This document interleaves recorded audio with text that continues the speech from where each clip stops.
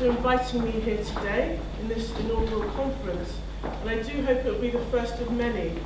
I want to take the opportunity to thank and congratulate the committee and team in putting this together, and of course a particular mention to Dr. Adebisi, who I first encountered just a few weeks back. In fact, just on the weekend before I was inaugurated as the 11th ever woman, the first person of dual heritage, the first Green Party, and first woman of African heritage to hold the office of Lord Mayor in Bristol in its 802nd year history.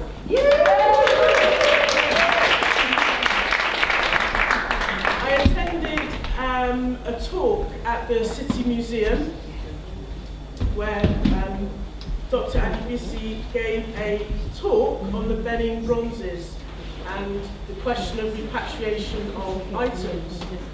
It was a very interesting and stimulating presentation, and not only does she have an amazing voice, which maybe we'll get to hear a little later, because like myself has many different interests and talents. We got into quite a discussion after the presentation. I did ask a few questions. I'm that sort of person really with an inquiring mind. And what kind of came across is that actually many of us in the diaspora, we do have different perspectives, we do have different outlooks, and that actually now it's about pulling that together and finding some common ground so that we can move forward with a common agenda. I've been fortunate enough to travel to Ghana several times. This year I travelled through Ghana into Togo and finally to Benin, which was an amazing experience, quite profound. And it gave me an entirely new perspective on my history as someone in the diaspora. I think there's a lot of history that is yet to be recognised, and one of my good friends over there who I spent a lot of time with is Eve in Tribe, and he was telling me through dance and story the history of the migration of his family and of his tribe, you know, through the River Nile, coming from more eastern regions of Africa, finally through Nigeria, through to Togo, and finally settling in Ghana. However, getting into more discussion with him, I said, yes, but your story and your dance cannot end there, because I'm standing with you today as someone who is, if you like, Black British, who's someone with a Jamaican heritage. And actually, it took a while for him to understand that that story and that narrative doesn't end with how he finished his story, but that actually my generation, my community, my heritage is also part of that story. So he now comes round to the idea and understands that, and I'm quite happy to say that I've got some funding to go back to Ghana and Benin this August, where I will work with dance artists over there to add into keeping in the traditional integrity of the traditional dances, but actually taking them to a new place which will also encompass and include elements of our history here. I was also fortunate enough to, just a couple of weeks ago, listen to Mama Mavina Bello, who is a Haitian freedom fighter. She was over here on a short tour, and she gave us many gems of knowledge and perspectives, and really her focus of her keynote presentation was about looking at all of the different pieces and bringing those together. She used an analogy of freedom fighters in the Haitian Revolution, many of which were female warriors. One of the generals was caught and basically his body was severed, pieces of his body were scattered all over the island, and with her determination she used many disguises to actually go around collecting all the pieces of the body so that she could actually give it a proper burial. These are some of the stories and narratives that we haven't heard, and I think it's important that we do, but also highlight symbolically that there are many pieces that we need to collect across the diaspora as a whole so that we can actually create our new narrative moving forward.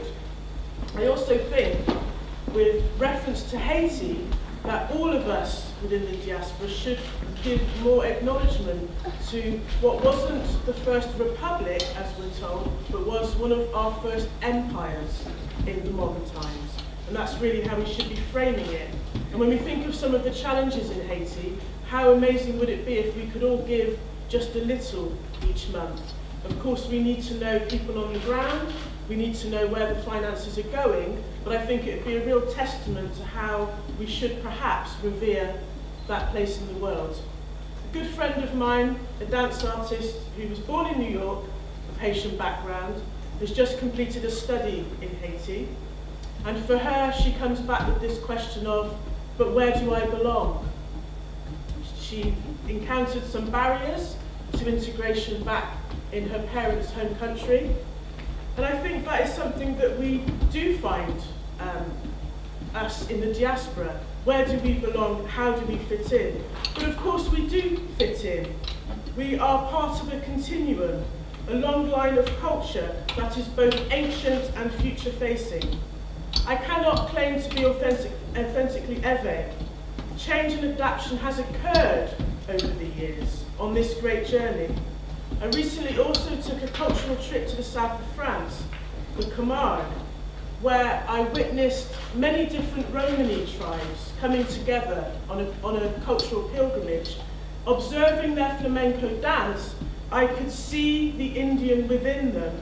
However, they were no longer Indian. They had elements of that, but they had now evolved into a totally different culture. However, what bindeth the various tribes is their origin stories, which have been passed down through song, music, dance, pilgrimage, and the revering of their patron saint, in this case for them, who is a black African woman, Saint Sarah. It is neither, sorry, just picking up where I am here. Okay, so again, going back to picking up the pieces that have been scattered all over and pulling things together, that includes us here in Bristol, those in the UK, London and other cities, those in Europe, those in the Americas, if you like, and those on the continent, defining shared visions and goals and answering the calls. The calls might be quite obvious ones, which could be, like today, attending a conference to work through an action plan, or perhaps attending the annual reparations march on August 1st, shopping locally. These are all necessary things in our own healing as people of African heritage, and it is very necessary for all of us. It's necessary for us here in the UK and abroad, and it's necessary for the planet Earth, Mother Earth, and it then follows that it's also necessary for the whole of humanity.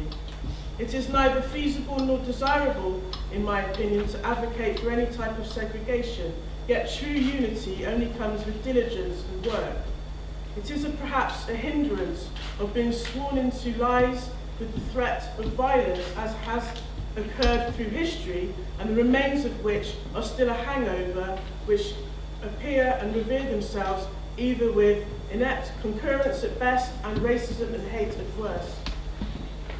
I am happy to see that in this conference you will address things such as curriculum. And on Tuesday I will be going to my son's school to have a meeting regarding the curriculum, because today in 2018 we still have such people churned out as Cabot, Columbus and Drake, still churned out as explorers and heroes, and really giving no balance at all to the narrative, which is a great contrast to the rapidly changing landscape of diversity in this country. Many of you may not know that Christopher Columbus was actually here in Bristol. Whilst we hear more of Cabot, Columbus was here too, and both of them, along with Bristol merchants, were looking for Brazil. In fact, around the date of 1470, ships sailed from this very city to what they described across the sea of darkness in search of the island of Brazil. I think it's important to tell this history by all means. It is after part of our city narrative, but let's not uphold half-truths anymore, and the half-truths extend globally on all sides.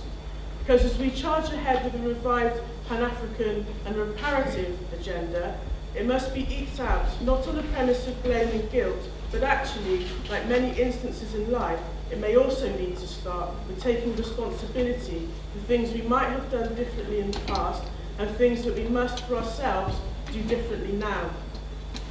I also like the aim of integrating the university community with the wider Bristol community, which again I know is one of the aims of the actions coming out of this conference.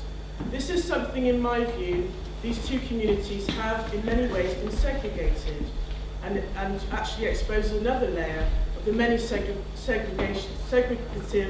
aspects of our city. But I would also like to acknowledge that this conference today, as well as UWI's Africa Week, are making quite tangible steps in addressing this.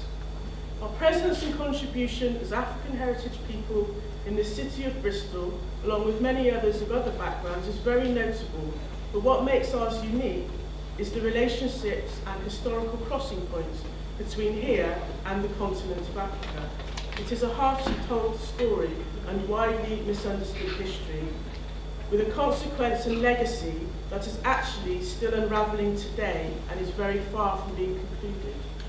Last week, in a discussion on diversity, someone described to me that Bristol City Council is now actually a black-led organisation. I stopped to reflect. Wow! Yes, in many ways on the surface that perhaps is true, and perhaps in history that is how it may be written. But if it is to be true in any meaningful sense, then as I hope I have done today by being here, the leadership must be audacious in mission, brave, bold, in dialogue across difference, focused and committed to bringing into existence a wholly new sense of Bristol.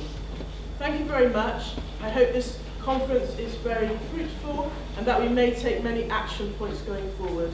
I will have to pop out in a little while, but I very much hope to be back to be part of the discussions and may take the chain off for that. I'm not sure if I should have taken the chain off for this. I hope that wasn't too political. As yet, there's a lot to be defined with my role, so I guess I can only make it my own. Thank you very much.